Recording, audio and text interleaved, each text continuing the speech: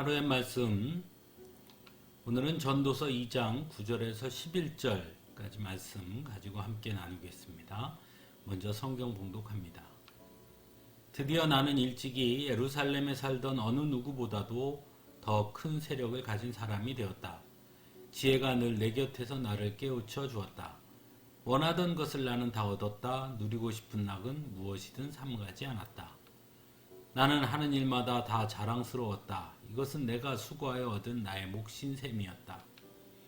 그러나 내 손으로 성취한 모든 일과 이루려고 애쓴 나의 수고를 돌이켜보니 참으로 세상 모든 것이 헛되고 바람을 잡으려는 것과 같고 아무런 보람도 없는 것이었다.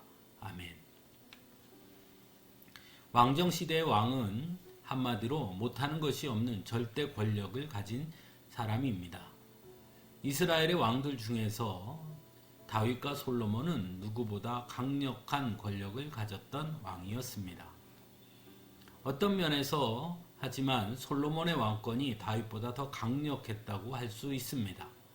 왜냐하면 다윗 왕 시절에는 여러 번의 반란 세력이 있었고 실제 반란이 일어나기도 했지만 솔로몬이 왕이 된 이후에 솔로몬에게 저항하는 사람은 없었기 때문입니다. 그래서 솔로몬은 9절 말씀에서 나는 일찍이 예루살렘에 살던 어느 누구보다도 더 큰 세력을 가진 사람이 되었다고 자신있게 말하곤 합니다. 권력을 쥐었다는 것은 곧 솔로몬이 10절에서 말하는 것처럼 원하는 것은 무엇이든 취할 수 있다는 것이고 하고 싶은 것은 무엇이든 할 수 있다는 것을 말할 것입니다. 그래서 솔로몬은 스스로 자랑스러웠다고까지 말합니다. 또한 모든 권력이 자신이 수고하여 얻은 나의 몫이라고 말하기도 합니다. 하지만 11절에 들어서서 솔로몬은 태도가 바뀝니다. 내 손으로 성취한 모든 일과 이루려고 애쓴 나의 수고를 돌이켜보니 참으로 세상 모든 것이 헛되고 아무런 보람도 없는 것이었다고 말하고 있기 때문입니다. 그렇다면 왜 솔로몬은 이런 고백을 했을까요?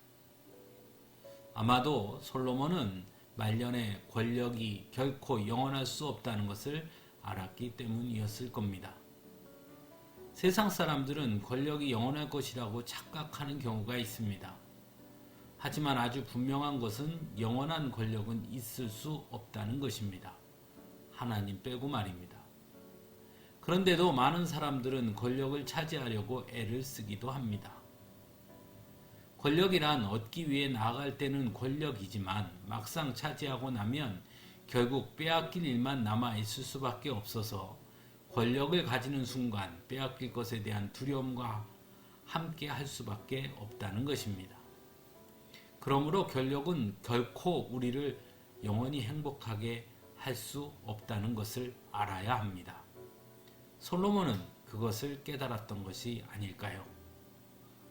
또한 하나님은 내가 이룬 세상의 성과로 나를 보시지 않는 분이라는 사실입니다. 오히려 얼마나 하나님 앞에 엎드리며 하나님의 뜻을 구했는가를 보시는 분이 우리 하나님이십니다. 솔로몬은 그것을 깨달았던 것은 아니었을까요?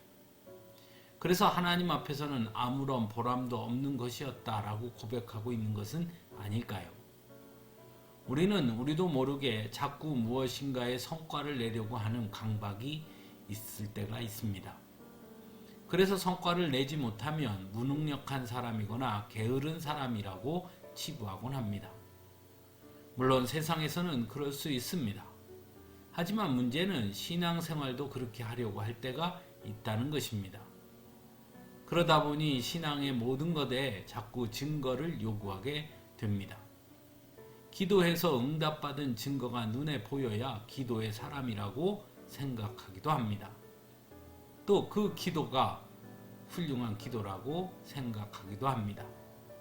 그래서 자꾸 신비적인 이적이나 기사들에 집중하곤 합니다. 하지만 성경에서 보여주는 하나님은 정반대라는 것입니다. 오히려 나의 부족함과 실패 앞에서 그래서 내 힘으로는 안 됩니다.